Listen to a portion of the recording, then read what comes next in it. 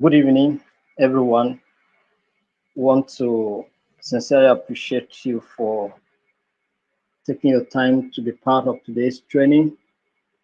This training is brought to you by the Institute of Global Peace and Conflict Management.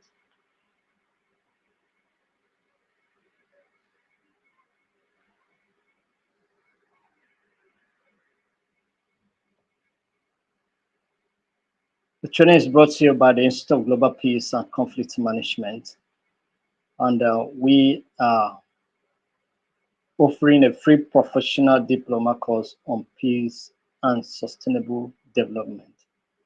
We just concluded a professional diploma training in alternative dispute resolution, and they have started doing their practicals. But today we are starting a new journey, a journey that will run throughout the month of October. So happy Independence Day to you, those of you that are Nigerians, for celebrating your independence. We are 64 years old man, 64 years old, with full of potentials and vibrant future. So we congratulate all Nigerians for celebrating the independence that we have gained since 1960. So we appreciate all of you for taking time to be part of this training. So like I said, the training is provided by the Institute of Global Peace and Conflict Management, and the training is totally free. Professional diploma in peace and sustainable development.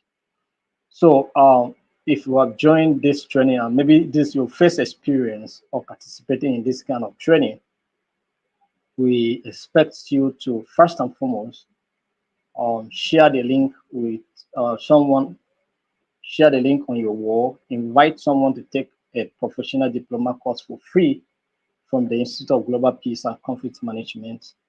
And then, of course, even if they cannot participate in this one, they can participate in subsequent ones because we are doing it monthly. We have several courses that we are going to train people into.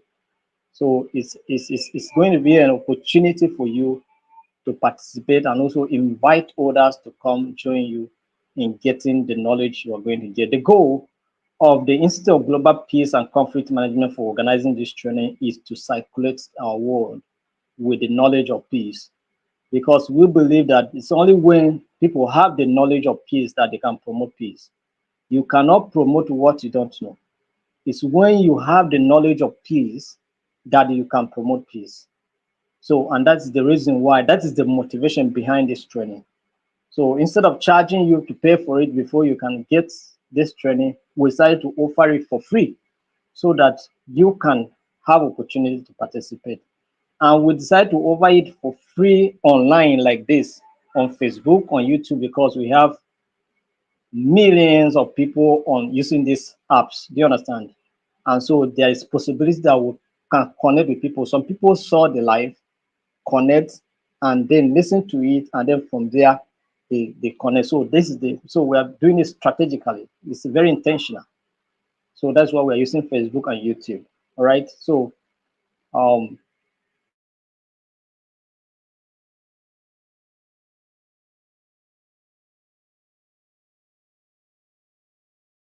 we welcome you. So like I said, the training is provided by the Institute of Global Peace and Conflict Management. So if you join us, share the link with someone on your wall, inviting them to participate in the training. And so today we are going to start our training on peace and sustainable development. And like you all know, for development to take place, there must be peace. And for you to have what we call sustainable development, there must be a proportionate level of sustainable peace for development to take place. Do you understand? All right. Let me just ask you one question. Of what use is the development that took place in Gaza? You know Gaza, the Palestine, all right? Gaza, Palestine, right? Capital of Palestine, you know. So I'm asking you the question now, or what use is that development that took place in Gaza? Because that development has been wiped out because of conflict. So for development, for sustainable development to be achievable, it means that there must be sustainable peace. Do you understand? And this is the reason why we are here today. And so we are going to study peace and sustainable development. That is what we are going to study here. And so we are going to um, bring out various topics that will help you to participate in this training. All right. So we appreciate all of you for taking your time to join this meeting, and we hope that you will learn something from it, from what we are doing. All right. So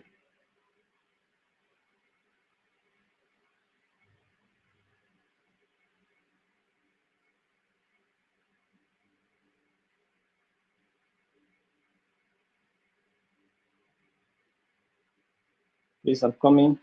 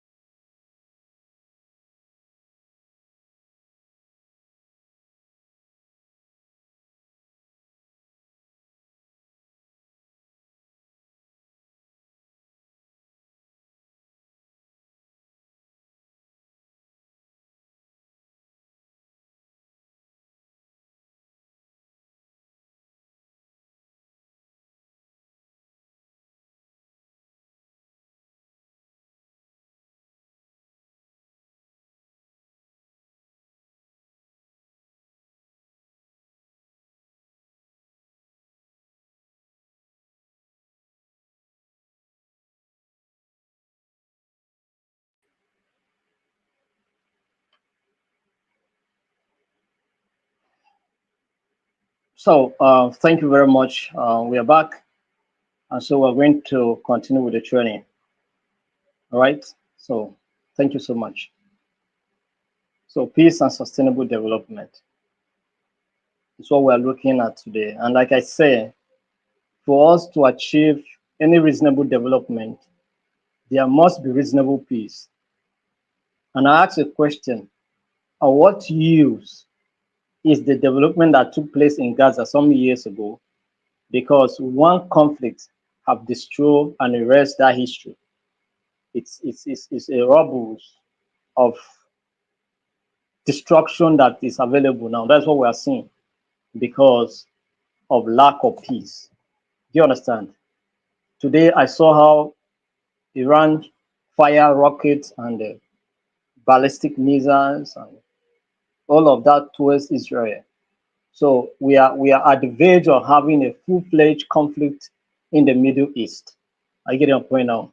You see, it's like Israel is being attacked on several fronts: Iran, Lebanon, Gaza, several fronts. Do you understand? So, and they are destroying serious, as in destruction. The kind of destruction that is going on is not just human destruction, but but every physical development that has been put in place is being destroyed. And the level of traumatization that people are going through can never be erased in few years to come. Do you understand? So this is the problem, and that's why this underscore the importance of this training. If we look at the things that is happening in Middle East, in Africa here, you look at Dr. Congo, Central African Republic, Nigeria. I get a point now. We have Sudan, South Sudan. We are having serious conflict ongoing. Do you understand?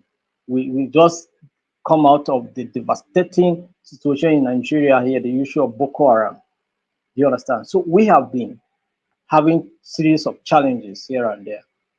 Now we have what we call the armed banditry, terrorizing the state, the south, the northwest of Nigeria. So these are the issues. So, and destruction is going on. Massive destruction is ongoing because of lack of peace. And this seriously underscores the importance of this training. And that's what we are doing it. So if you are doing this training, you are doing yourself good. Peace and sustainable development. To get us to understand certain things that we need to do to achieve sustainable peace, and of course, ensuring development in our world. Do you understand? So sustainable development. That is what it is. So thank you once again for joining us, and thank you for those of you that have been consistent.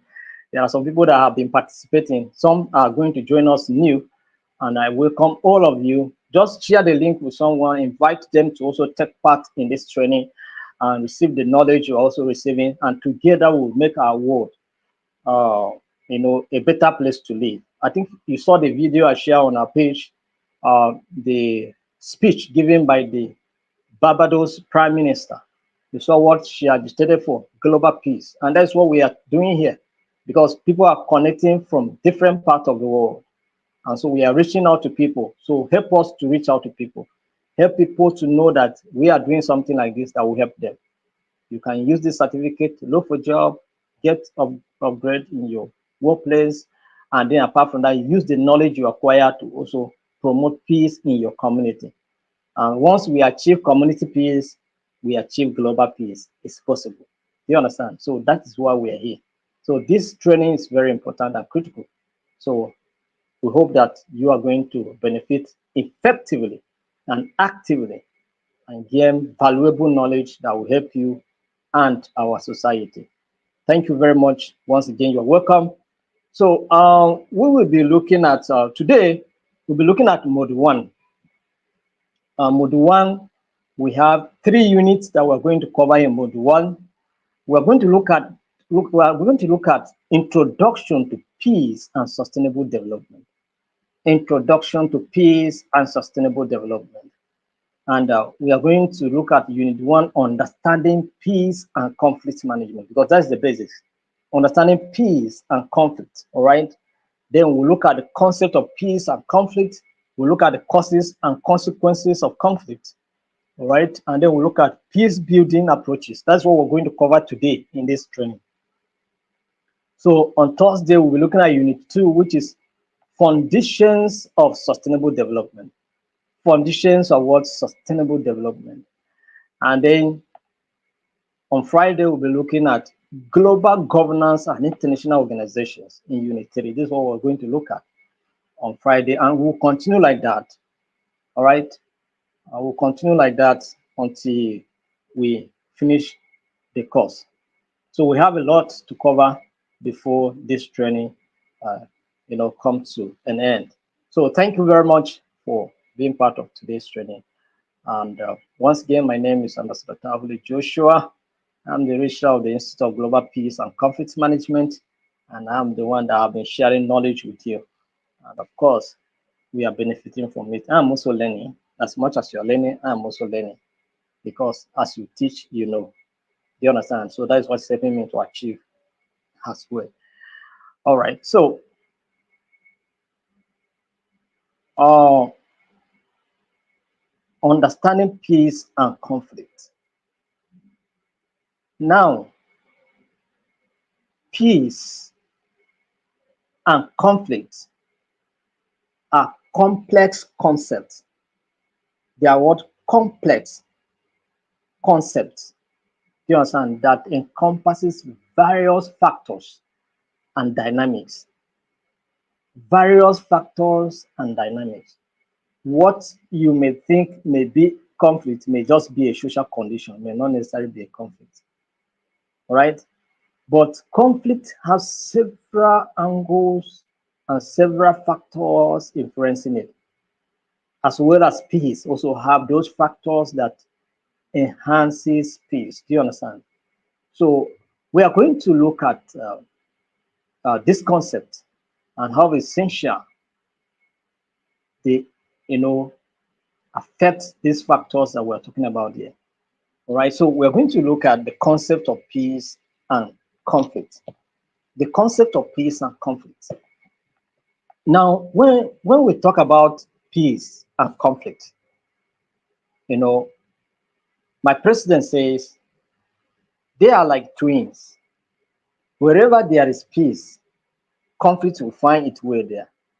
And wherever there is conflict, peace will find its way there. Do you understand? So they are like twins. And of course, conflict is inevitable. It's inevitable because it can occur anywhere. People live, people coexist and co-work. Do you understand? Where people coexist, co-work, and live, there is the tendency of conflict. There is the tendency of what? Conflict. So conflict can occur at different levels, at the local level, at the national level, at the regional level, and at the international level. Do you understand? That's what conflict is all about. So it can happen anywhere, in your school, in your family, in our communities. Conflict is, you know, it's inevitable. It's inevitable. So when we talk about peace, some of us feel that peace is just an absence of war. That is where there are no bombs flying here and there or bullets flying here and there, then we have peace. Is that what you call peace? We consider that to be what we regard as relative peace, but it's not peace.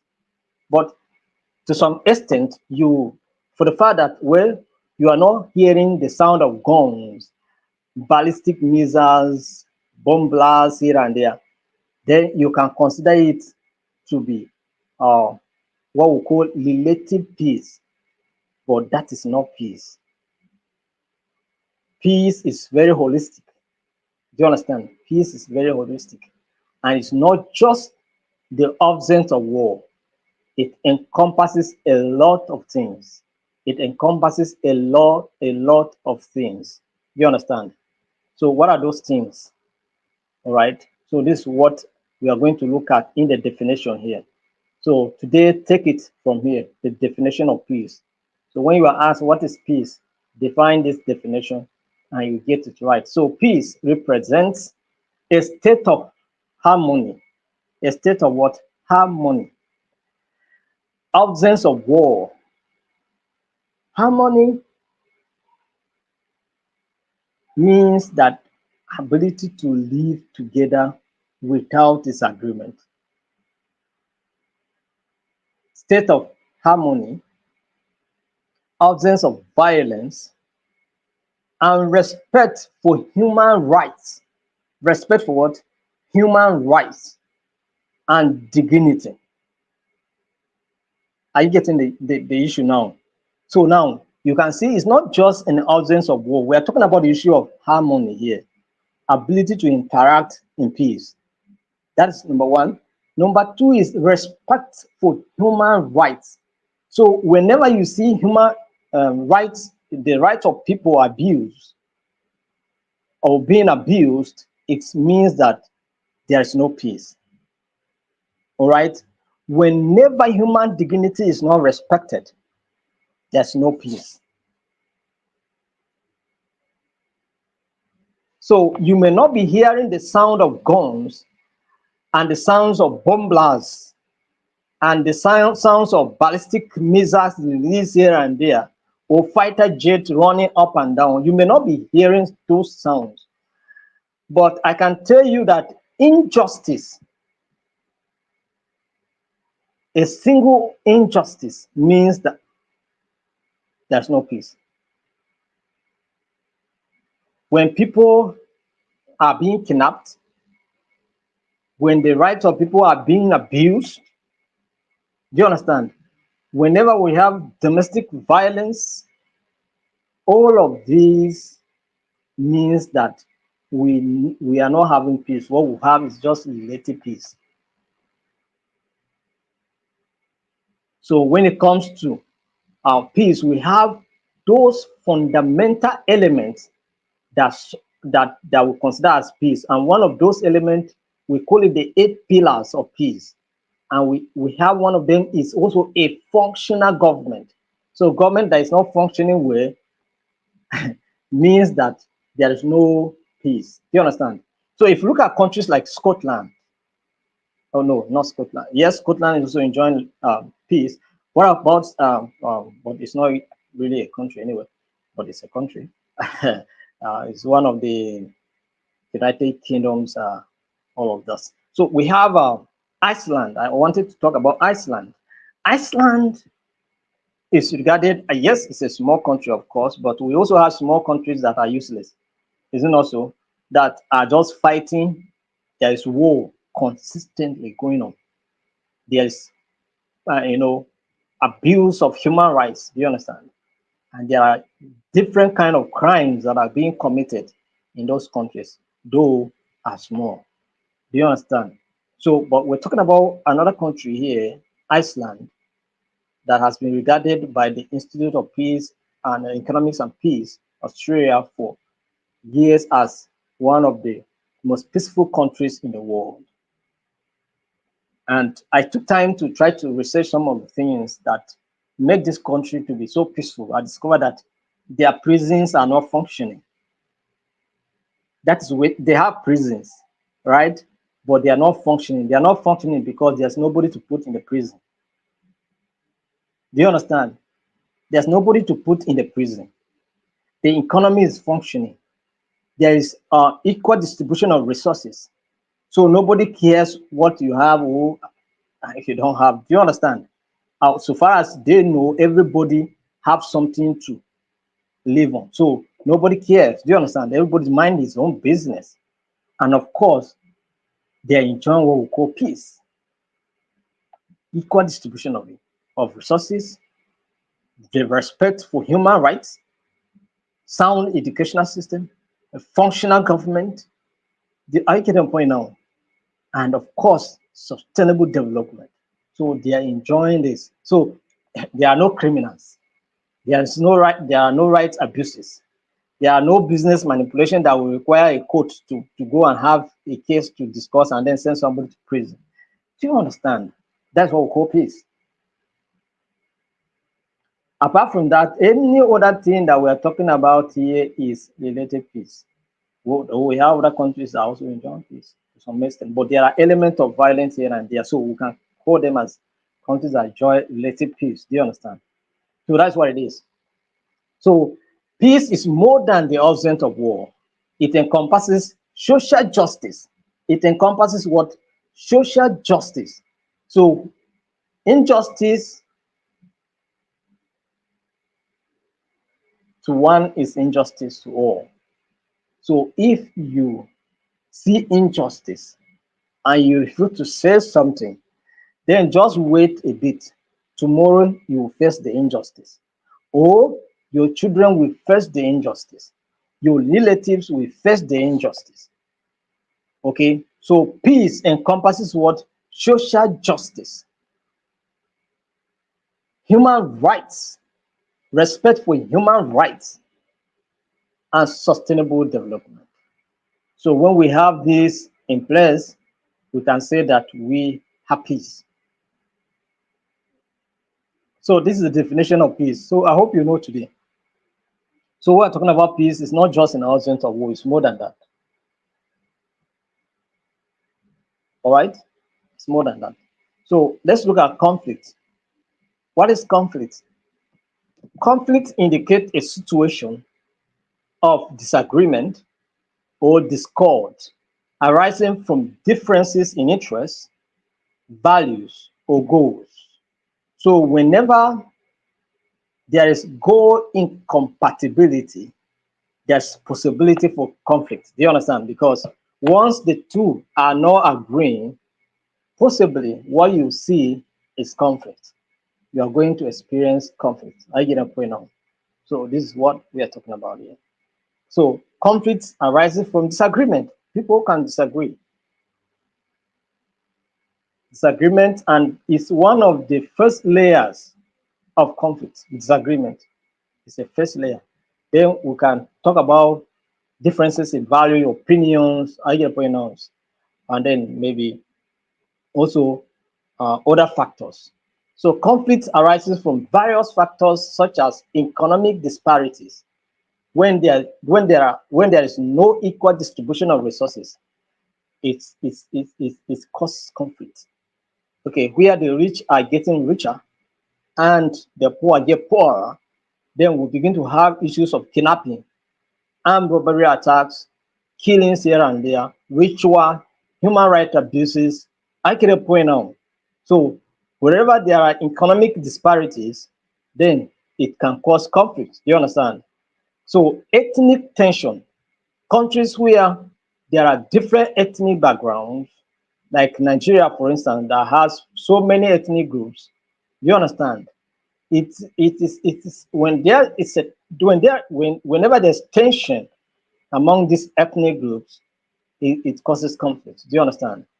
Then we have political instability, religious conflicts. Do you understand? Religious differences. All of these contribute to causing what? Peace, conflict rather. They cause conflict.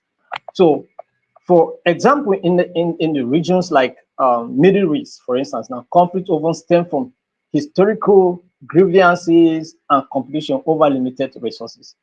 And you can agree with me that the conflict that is going on between Israel and Palestine and other neighboring countries in the Middle East is as a result of history. It's historical conflict.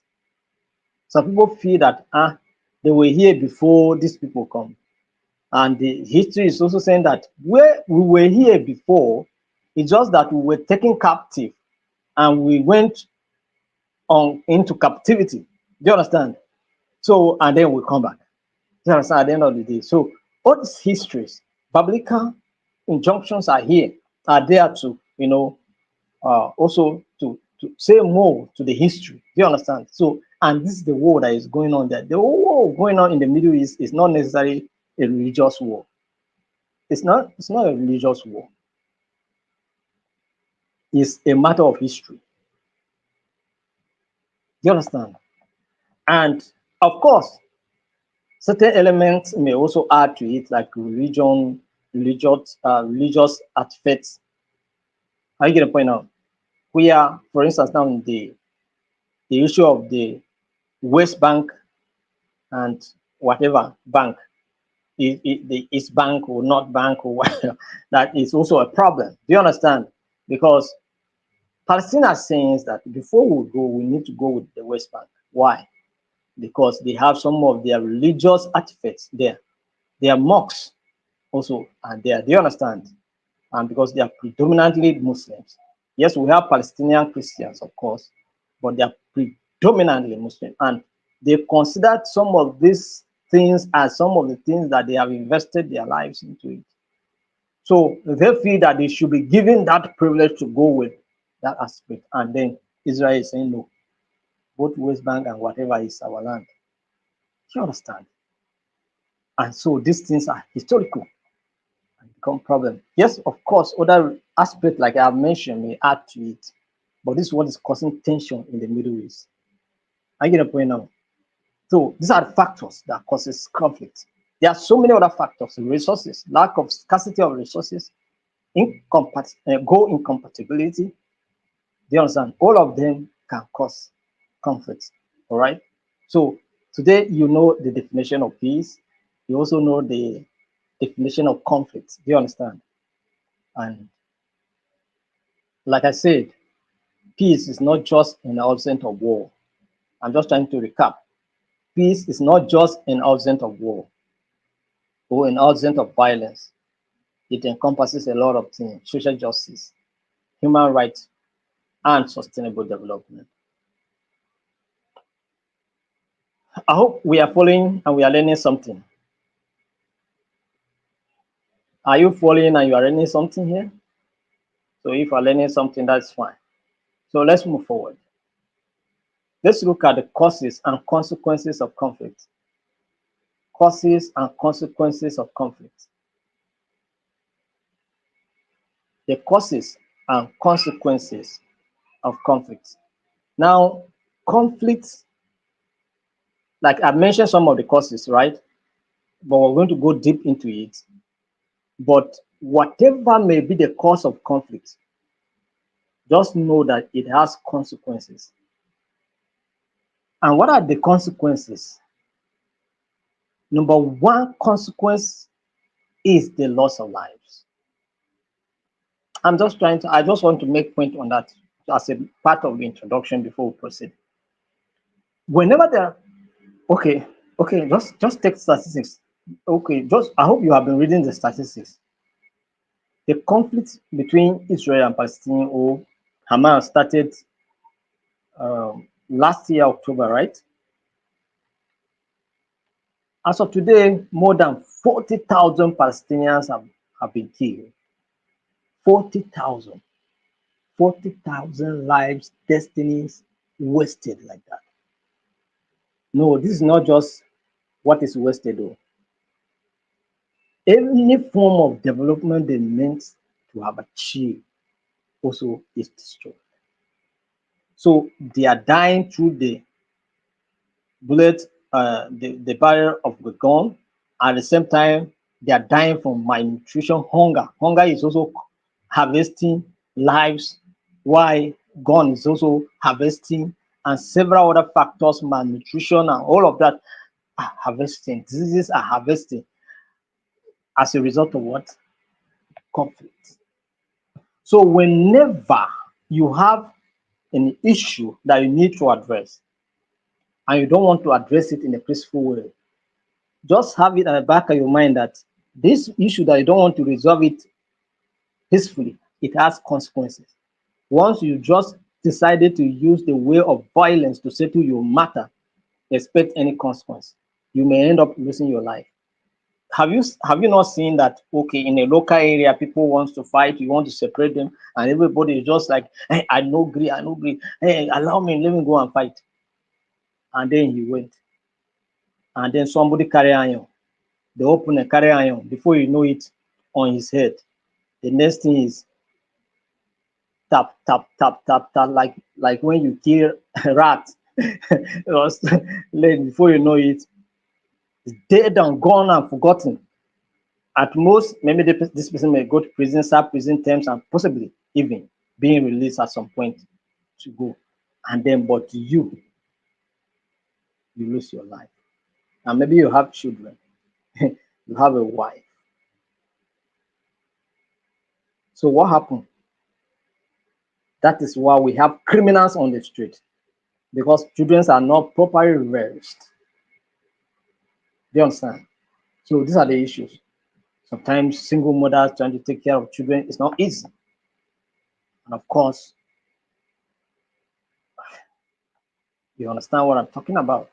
So these are consequences, immediate and remote consequences. So, but let's look at the causes of conflict. One, competition over resources. Competition over resources. The conflict that is going on in Congo is conflict over the issue of resources. The conflict that is going on in Middle East between Israel and Palestine is part of the resources that we're talking about, because land is a resources. So the portion that Palestinians are saying,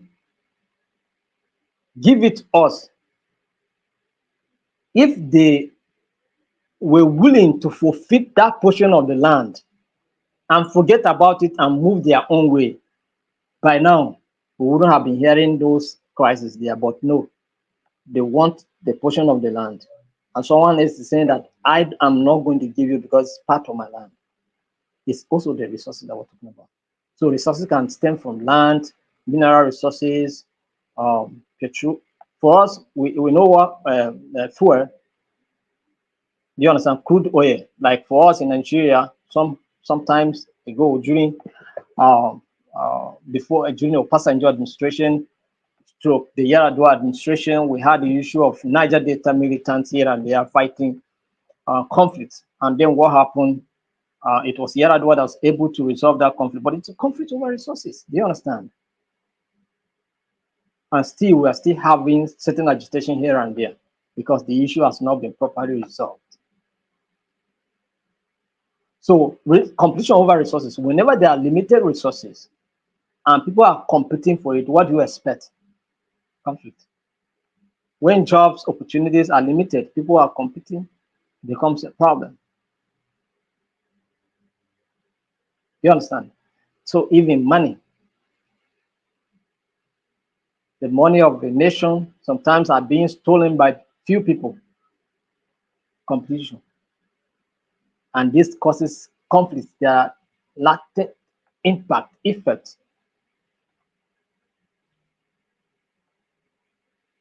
So power struggle is another reason. Power struggle. Whenever there is an ordinate ambition for power, the quest for power, whether it is a moderate ambition or ambitious, over ambition, for instance, it can also cause conflict. Do you understand? So, because you want this seat by all means, I also want the same seat by all means. So, what do you expect? Conflict, right? People died in my own country, Nigeria, here where we come from. We see how political opponents are being killed simply because they are contesting for a position that someone else is interested. People being killed, several manipulations go on. People tribe fighting against other tribe because of people that come from their own tribe and they are contesting for the same position.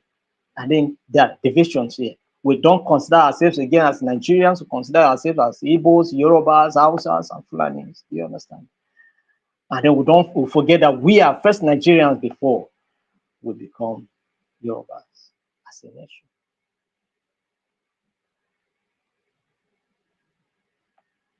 So this is the issue. So, but one of the things that divide us the most, and some of the conflicts that we see in our nation the most, and in several places, is the issue of political struggle. Look at the issue of South Sudan. What's happening in South Sudan today is the issue of political struggle, power struggle. I get a point now. Politicians just want to take over, want to be in control, want to be in charge. I want to be the one to control the resources of the nation. And sometimes some of them will go there and then refuse to leave. If you can see the issue, not just South Sudan, what about Sudan itself? Is it not two generals are fighting? So much going on in that place. The conflict that is going on in Libya, is it not conflict over the issue of power struggle, control? So these are the conflicts going on, political struggles. Are you not point out? So whenever you are looking for political power, influence, or control over decision making, of course, now I'm talking about political powers. What about local elections that you people do? That's just community meetings like you used to have.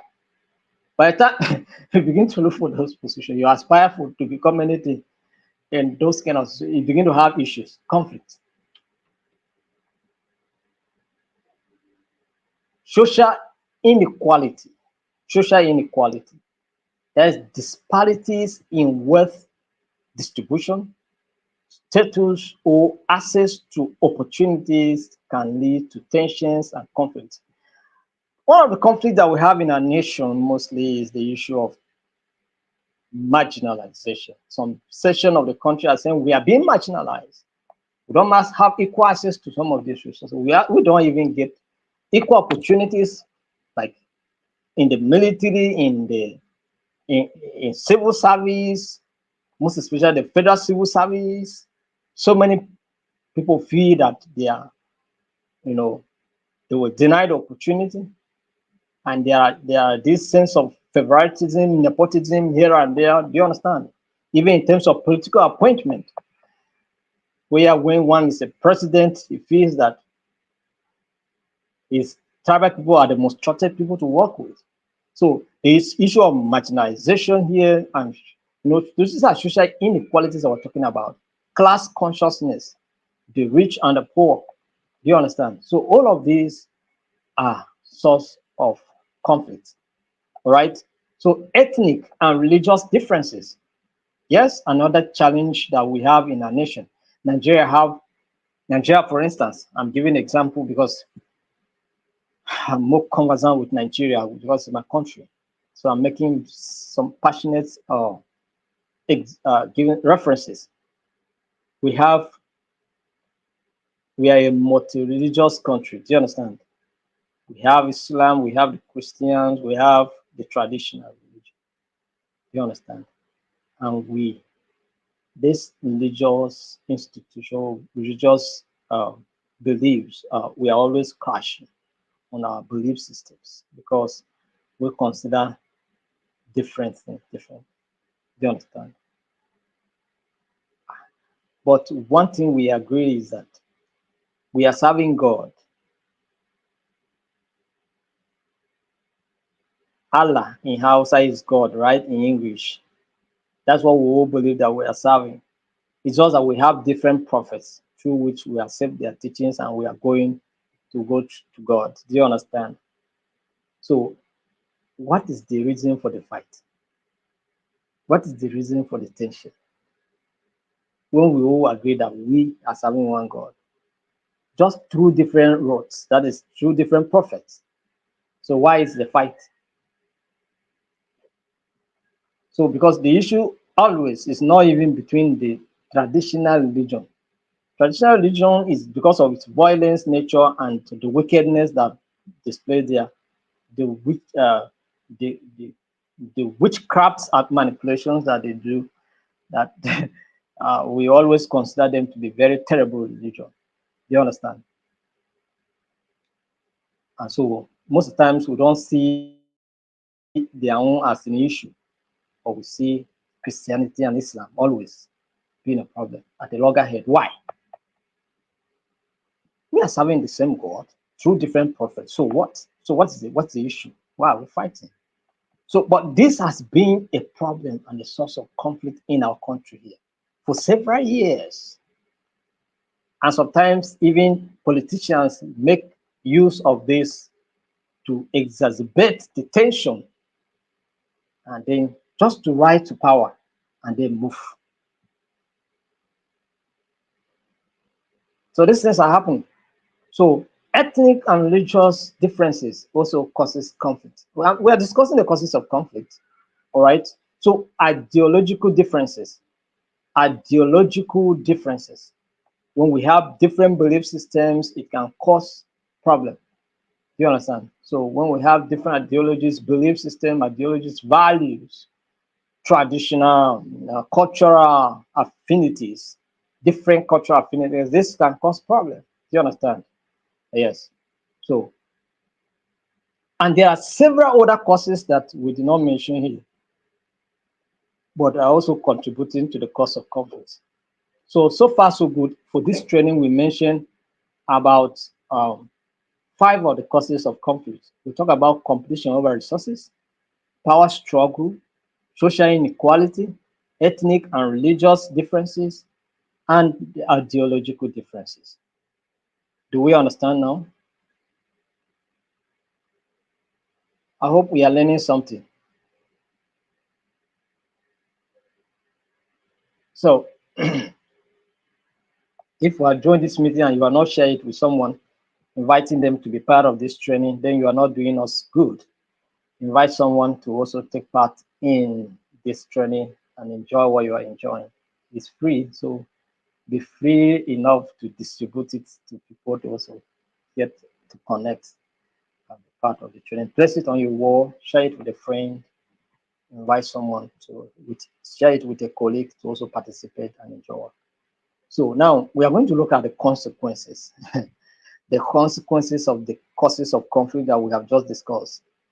What are the consequences? Let's look at the consequences. Consequences of conflicts. Number one, humanitarian crisis. Oh my goodness. Humanitarian crisis. As I just mentioned the issue of humanitarian crisis, I'm seeing the picture of Lebanon. I'm seeing the picture of Gaza. I'm seeing the picture of Ukraine. I'm seeing the picture of all the IDP camps in Nigeria. It is terrible. It's a terrible situation. People living in the state of deprivation. Do you understand? That is, you have no freedom again. You are confined, and whatever you had has been destroyed. You become a desperate and stranded person in your own land. Why? Because of any of those things that we have mentioned, causes of conflict.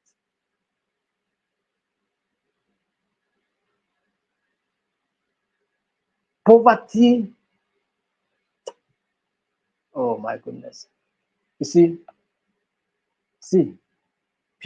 many people are dying in Gaza not because they are dying because a bullet hit them. No, no, no, no, no, no, no. It's hunger, hunger that struck them, causes malnutrition, and then eventually death. Children are suffering. If they can't, there are some children, if you look at the pictures,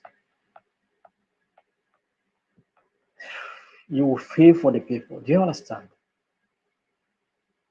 Humanitarian crisis. And then sometimes the countries that are strong block the ways for humanitarian aid to reach the people.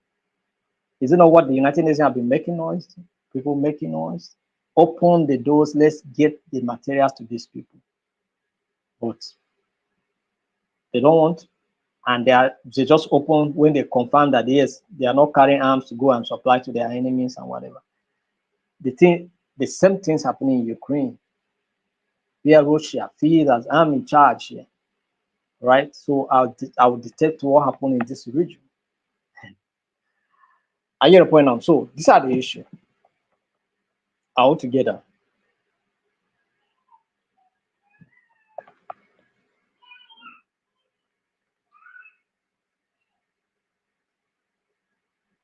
So number one consequences of conflict is humanitarian crisis.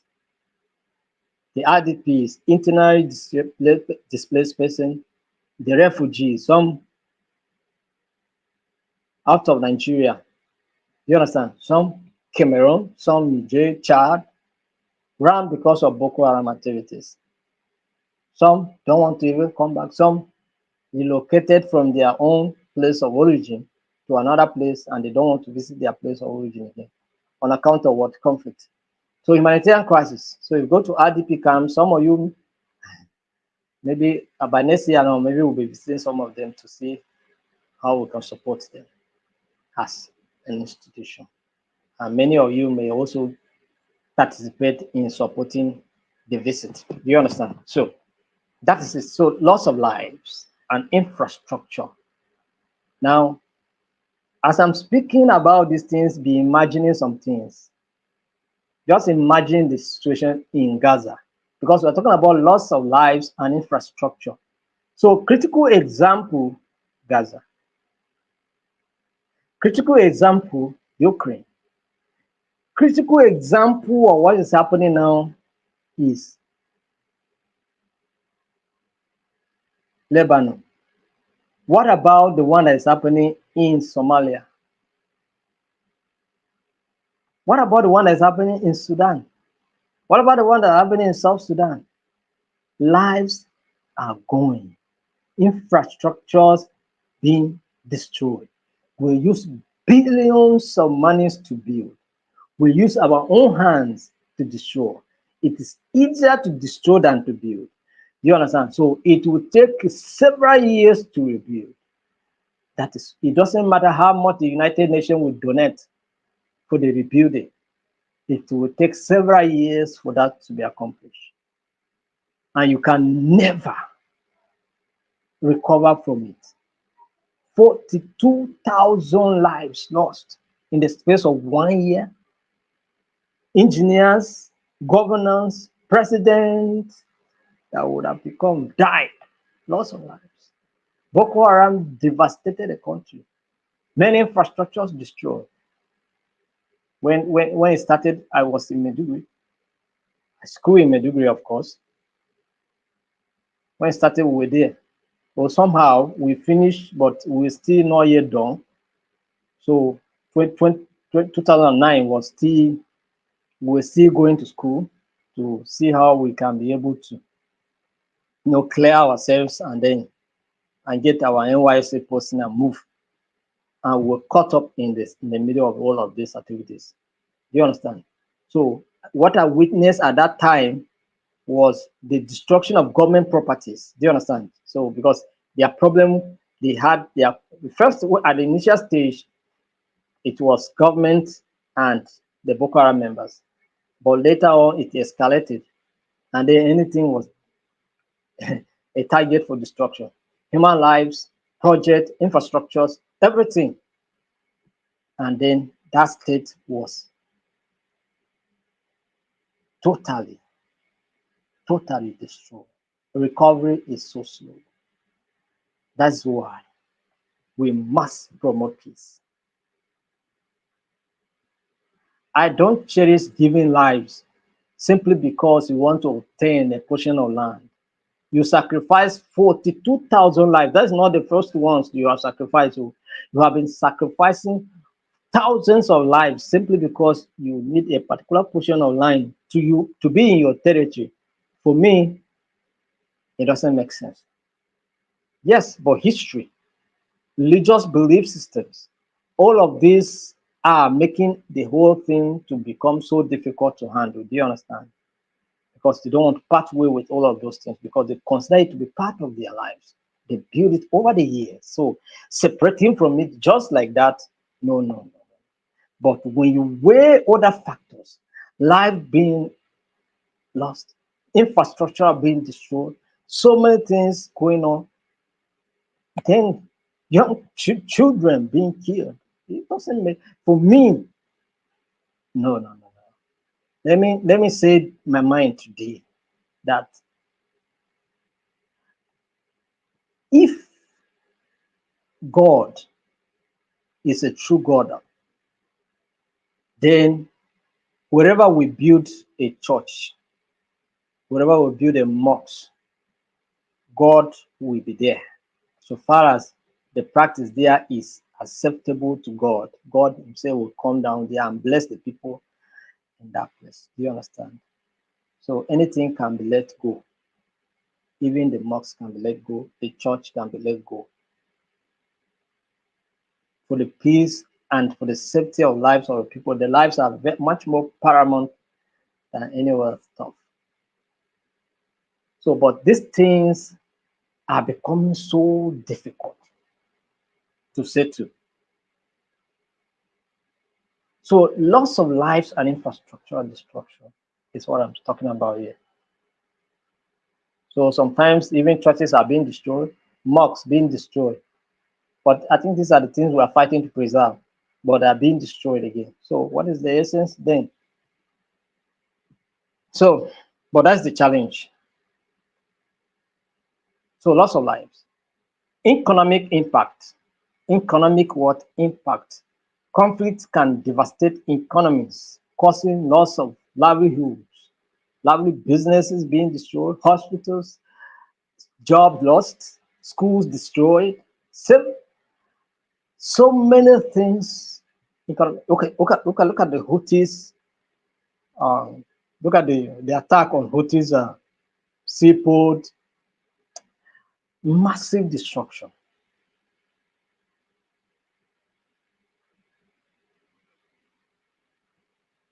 So how economic activities have been affected, and Somalia has been in a bad picture since. It's one of the countries that suffer the consequences of conflict the most. Do you understand? So economic impact. That's why it's one of the poorest countries in the world, Somalia. Why? Conflict. Do you understand? So it hinders development and reducing economic growth. Because you build today, tomorrow you destroy. I give you a critical example now. Gaza is there. You build today, it's being destroyed tomorrow. Ukraine there, build today, destroy tomorrow. Why? Because of social divisions, conflict deepening societal divisions. Of course, for us here, it's north and south.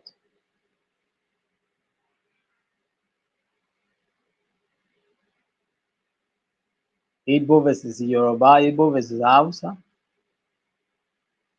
division here and there. The Hutus versus the whatever, what is the other one that nearly wiped one ethnic group in Rwanda. Do you understand? All of these issues are their social divisions.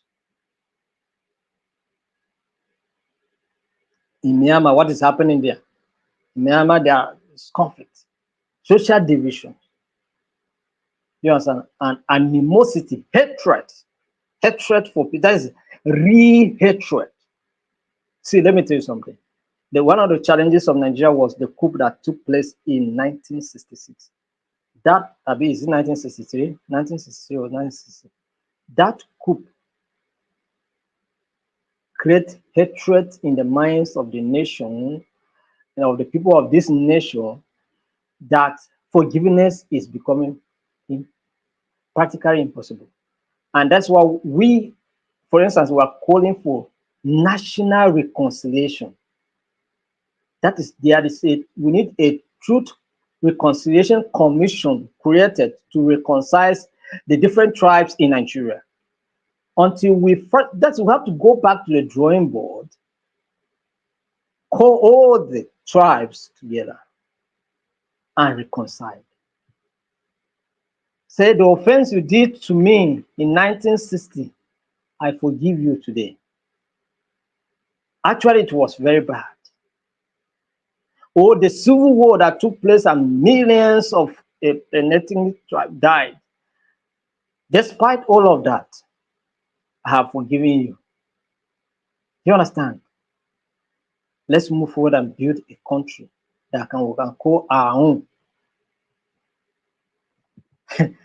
So, so you understand the impact of conflict, social division, consequences. That is what we are suffering today in the nation. Everywhere, division here and there. It's as if some tribes have vowed that other tribes cannot get certain opportunities. That's you coming from a particular tribe. In fact, it's a curse for you because you will not have opportunities, or even if you have limited opportunities. So there's not going to be equal distribution. So these are the issue. We need to speak some of these things and tell the people that cares to hear the leadership that needs to hear these things to correct some of these things. It takes political will to correct some of these things and unite the nation again. We cannot be saying unity, peace, and progress, and all we see is hatred, division, and retrogression. So how can we say we are developing? How can we say we are progressing? How can we say we are a peaceful nation? But if you look at the emblem of Nigeria, what do you see? The arm, the Nigerian coat of arms. What do you see? Peace, unity, and development. Or is it unity, peace, and development? Where are we? You can give the assessment. Yes, we are making progress, whether we like it or not. But we make progress today, tomorrow we destroy it. So what is the essence? What's the essence of that? Yaradua wanted to actually set some precedents that people should follow, but whatever Yaradua tried to establish, is it still there? That is, every good thing that Yaradua did has been destroyed. But we have countries like Singapore, Malaysia, that have long-term plans. Do you understand? And the long-term plan is embedded in the element of peace, or the pillars of peace, and of course the pillars of development. And they are achieving what we call sustainable peace and of course sustainable development. That's why Singapore, Malaysia, and Nigeria at that time get their independence. But these countries, what they have achieved, Nigeria cannot even near a quarter of it. Is it resources that we don't have? Most blessed nation in the world. Several resources. Some of them we don't even know them. Some of them we are not even. We allow our Chinese people are helping us to grab them in the bush. Do you understand? We are busy dividing and destroying, dividing and destroying. Social division. I'm talking about social division. You understand? And this hinders development and reduces growth.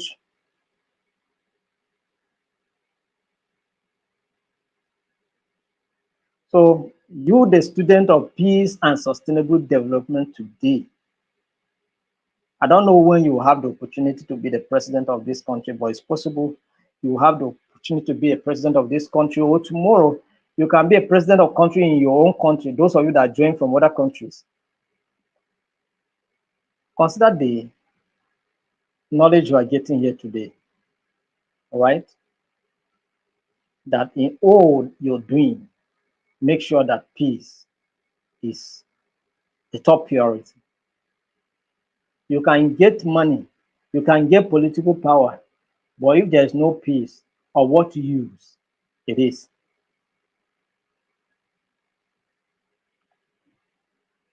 Political instability. Political instability also is one of the consequences of what conflict. It can be a cause as well as a consequence. Do you understand? Yes, because we're supposed to have a stable democracy. Are we having a stable democracy? The democratic processes have been abused, and this causes conflict and tension, heightening the polity of the nation.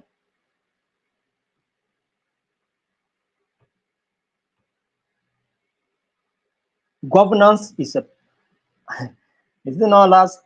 Okay, maybe there's another protest that they say they're starting this month. But somebody, I saw, I saw somebody was asking online on Facebook today. So how far is in your area? Is the protest going on? That is we are anticipating another protest, round of protest. And what's the protest all about? The protest is end bad governance. So what are the causes of bad governance? Political instability. Is it not so?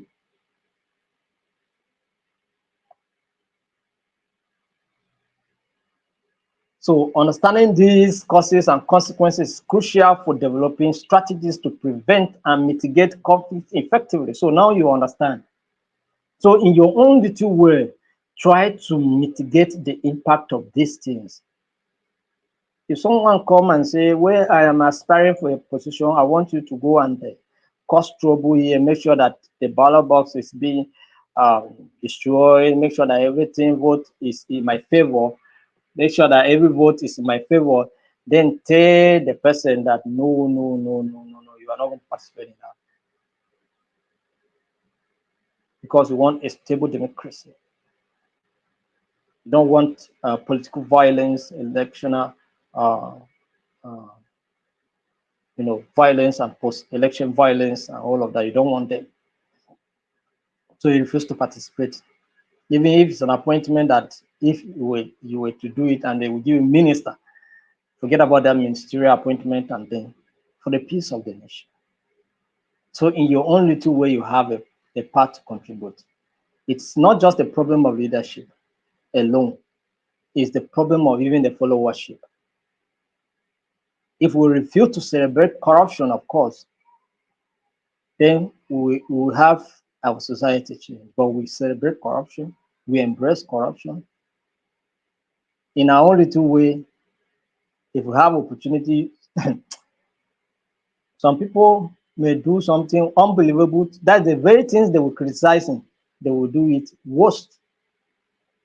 Was it not some people who protested when fuel was 87 naira?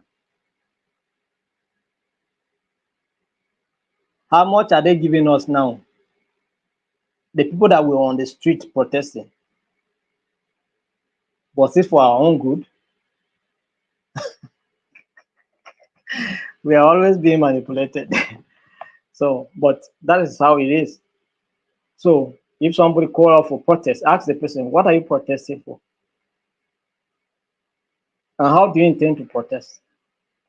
And if you are a military officer or police officer, and you are asked to go and stop the protesters, ask yourself, how well are you doing? And how well are your juniors in your office doing? How is your family faring? Where are they schooling? How many meals they eat per day? So if we go out there, maybe you should do what the police in Edo State did. If it's for peace, I am with you. We are with you. We will guide you to protest as long as you want, so far as you refuse to destroy anything. But you come out in the name of protest and you started destroying street light. What is the offense of street light? Something that is for your own good. That is, you say there's no development. The street light that they manage and install for you, you come out in the name of protest, end bad governance, and then you are constituting another problem. You see how we have a lot of work to do, right? Work to reorient our people. And that should be the work of National Orientation Agency. Not just their own alone. They can also be doing, we can also be doing, and individually we can be doing to bring peace in our world, all right, in our community. So lastly, for today, let's look at the last topic for today. We are going to look at peace building approaches. Peace building approaches. Now you have understood what peace is all about. You also understood what conflict is all about. You have seen the causes of conflict. You have seen the consequences of conflict. So what are the approaches to peace building so that we can build peace in our nation, in our world? So what are the approaches to peace building? What are the approaches? All right. Number one approach is conflict prevention. Conflict prevention. They say prevention is better than cure. So in all you do, in all you are doing, and in all you will do, always advance peace in it. In your political election, promote peace. In your search for contract job opportunities, promote peace. In your community where you live, promote peace. And whatever that you can do to prevent conflict from occurring, do it.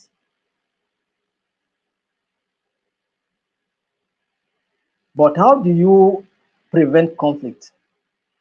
You don't prevent conflict at the auxiliary level. You prevent conflict from the root. So it means that dealing with the root causes of conflict must be attended.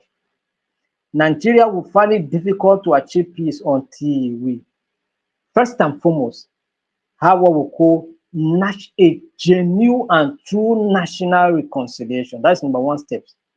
So far as we refuse to reconcile because of our past experiences, I can tell you for sure that peace is far from us as a nation. It's a root cause. Do you understand? It's a root cause. By the time we begin to promote diversity more than individuals' belief systems, or it's a ethnic belief system against the collective uh, goodness of the people, then we will be on the path of peace. But so far as we are not doing that, so far as you feel that your tribe is better than the other tribe, there's going to be a problem. So far as you feel that you should be in a position, not the other person, is a problem. So these are the root causes. So if we want to prevent conflict from happening, deal with the root causes. And we have mentioned some of those causes. Make sure that there are equitable distribution of resources. Make sure that elections are being conducted free and fair elections. Do you understand? Make sure that there are job opportunities available. Make sure that there's social justice, systemic justice in our nation.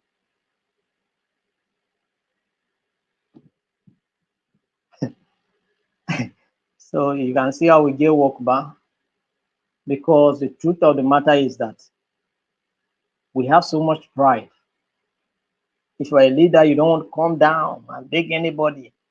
You don't want to come down and talk to anybody to see to you how you can promote peace. When protesters say we are coming out to protest, someone say, why you are protesting? We'll be eating. And he's a leader. Question: is that how you address conflict? Someone say, I'm coming out to protest because of bad governance. And you say, well, it's there for you, but for us, why you are protesting will be in our house enjoying ourselves. What level of insensitivity is that? So it means that all is well.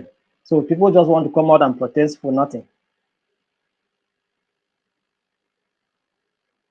So we need to address some of these root causes. Do you understand? So we can come down, even as leaders, we can come down and have a listening ear. What are the people saying? How let what the people are saying be the yardstick to measure your achievement as a government. If you cannot do it, then you cannot help the system and the situation. So conflict prevention has to start from the root cause. That is the only way you can prevent conflict. But so far as you ignore the root causes, you want to come and prevent the one that people are on the streets protesting. That's the one you want to go and prevent. That is not it. Go to the root cause. Why are they on the street in the first place? Why are they not in schools? Why are they not in their places of work? Why are they not in the places of businesses? That should be your concern. So it means that the economic situation is not good. So you focus on the economy. You focus on better education. Do you understand? These are the root causes. This is why you are seeing people on the street. How many of you here with your job, they say, come and protest, you go and protest? How many of you? Nobody. And any day you go because of your interest.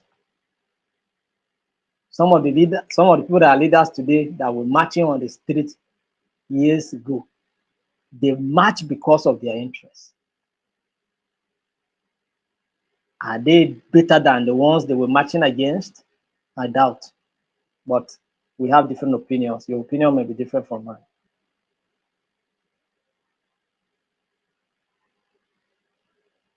So conflict prevention, so prevent from the root cause, not add the effect of what you are seeing.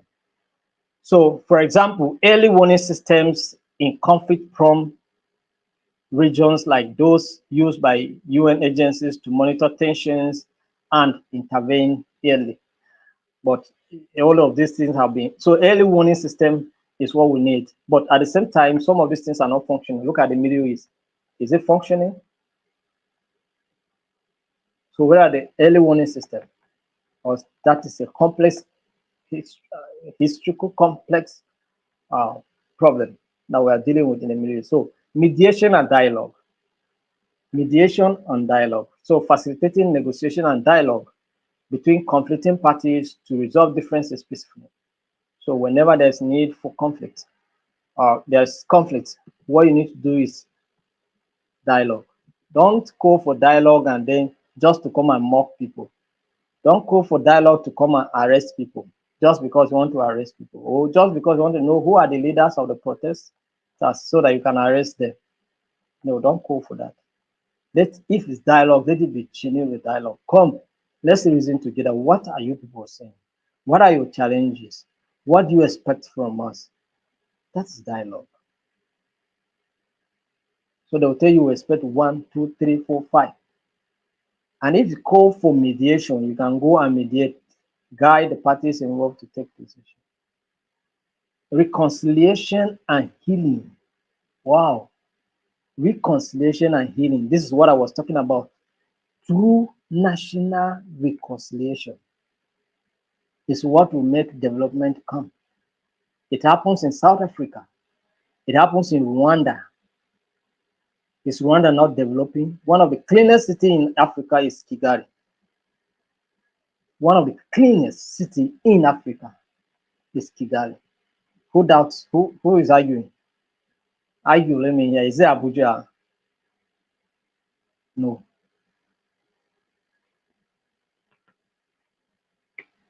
South Africa. Is South Africa not developing?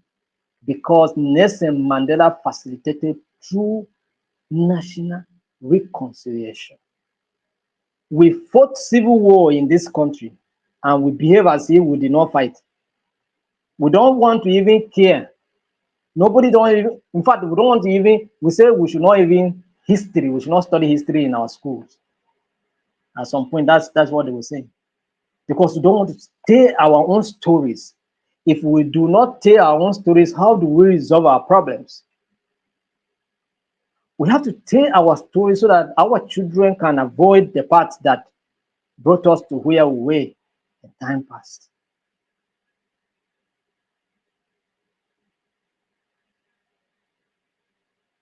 So we need to tell our stories.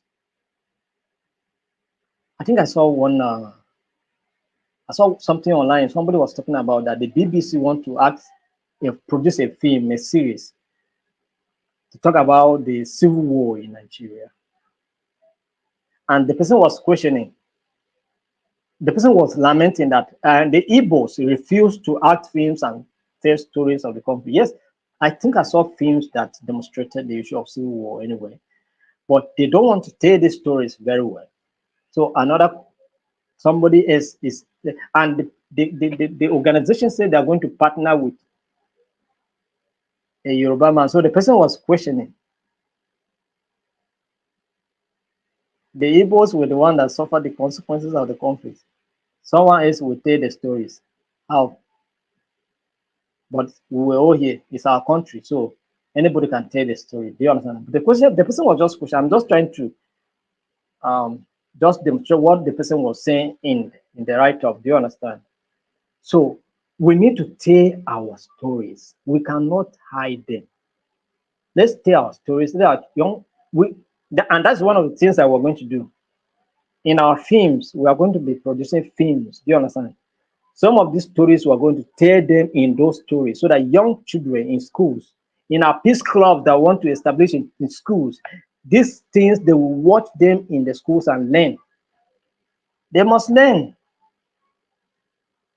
so that they will promote the path of tolerance and peace in our nation. So through reconciliation and healings, promoting healings and reconciliation process to mend relationships and rebuild trust, because it was trust that was destroyed in the 1963 coup d'etat that took place. Trust was destroyed, but trust can be rebuilt. Do you understand? This is what I'm talking about here. So among communities affected by conflict, the Truth and Reconciliation Commission in South Africa is notable example. It did not just stop in South Africa. In Rwanda, it happened, where even one ethnic group was almost wiped out, yet they reconciled, and development is going on there. Stable democracy is going on there.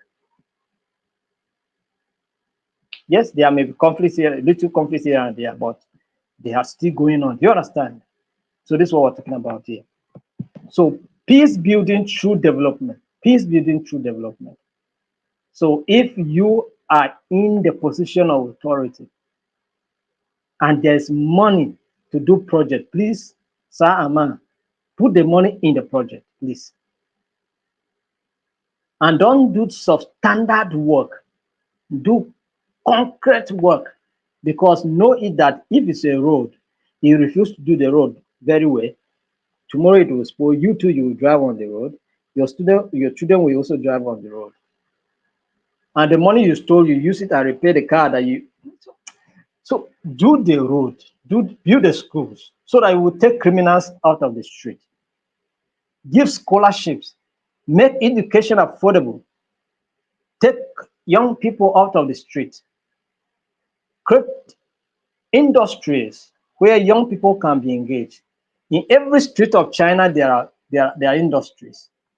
That is why we're not hearing trouble there. Do you understand?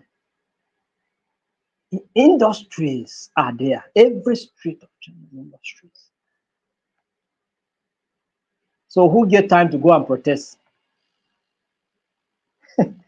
Who get? Do you understand some of these things I'm talking about?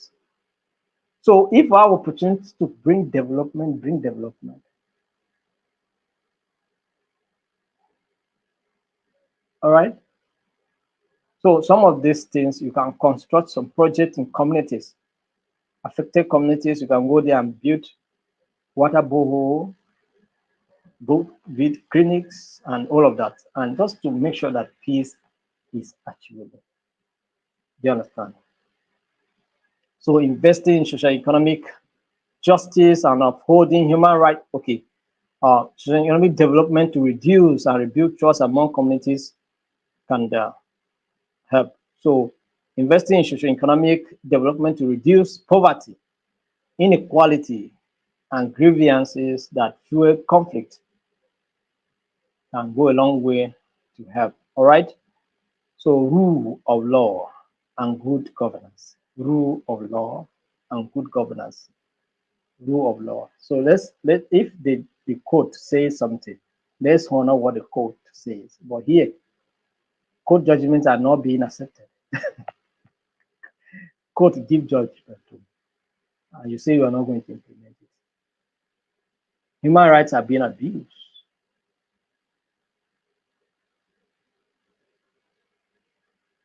You just woke up and say, because of one disobedience, you maltreat an officer of the Nigerian Navy to a point that he is sacked. You cannot hate somebody to that point. There should be provisions for forgiveness. Make someone know he's wrong and forgive him and give him another chance to prove himself. Not sacking. With, it amazes me when you see they say police dismiss somebody, army dismiss somebody. Dismissing them to where?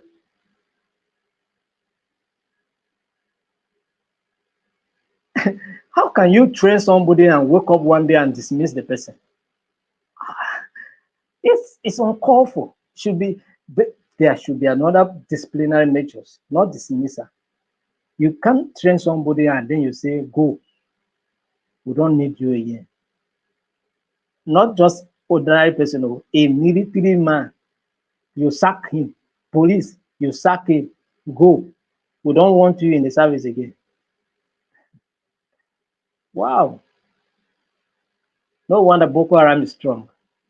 No wonder kidnapping is very, very strong. No wonder banditry activities are very, very. You can see in our country, bandits will go and attack the whole of army and collect equipment and go. Right. So what are we saying? Rule of law, respect the rule of law, and good governance. Good governance is what we're talking about here. People are clamoring for good governance every day, here and there. In Kenya, those of you from Kenya, what happened when the issue of finance bill was passed so hurriedly? What happened? Did you people in Kenya just smile at it? No, you came out in mark. You protested. Destruction also took place. Even part of the National Assembly building was destroyed in Kenya. I'm telling you stories now. If you think we don't know, we have been seeing and reading it. Do you understand? So that's what happened. So good governance can reduce conflicts, build peace. All right. So this is the much we are going to take for today. So in your doing, make these approaches to be involved. Incorporate some of this, embed some of these uh, approaches in everything you do so that we can have peace in our world, in our nations, in our communities, in our country. Thank you very much for being part of today's training. So I'm going to the comment section. If there is any question, I will take. If there is none, we'll say thank you for being part of today's training.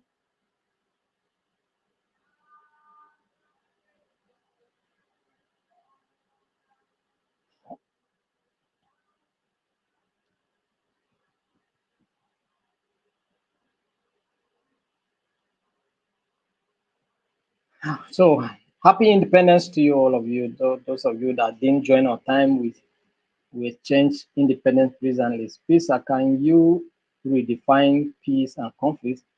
Okay, somebody is saying that she will define peace and conflict.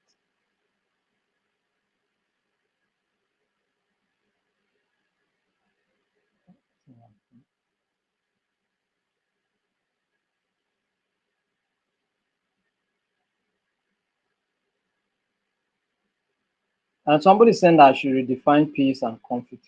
We say peace is a state of harmony, an absence of war, and the promotion of human rights and justice.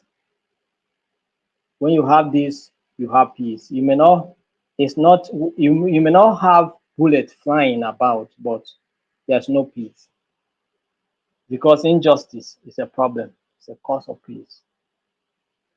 Lack of equal distribution of resources is also a cause of conflict. Do you understand? So that's it. So thank you very much. Then conflict, we say, is a situation whereby there's disagreement or lack of agreement over resources, over issues, differences in opinion, differences in values can cause conflict. You understand? Now we say conflict is inevitable. I'll call anywhere. So that is just it. Thank you very much. We'll see you as we progress. Materials will be shared in the course of the training. So just continue to take place. So somebody is just telling me here that coup took place in 1966 and not in 1963. Yes, 1966. So that's it. So thank you very much. Have a wonderful night rest. We'll see you on Thursday. On Thursday, we are not having a meeting tomorrow, but this meeting will be rebroadcasted by 7 p.m. tomorrow. So, but on Thursday, we are going to have our meeting again by 7 p.m. Thank you very much for being part of today's training.